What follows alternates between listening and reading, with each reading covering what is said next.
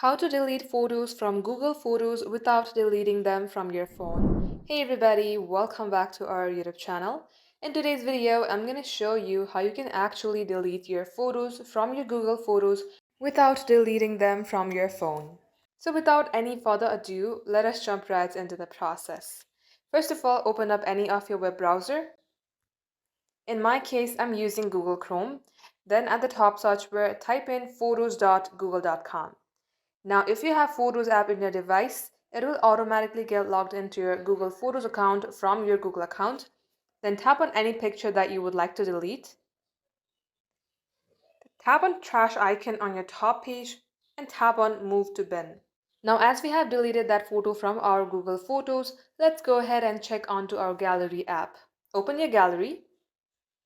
And just like so, you will see that photo in your gallery section. And that is how you can do it.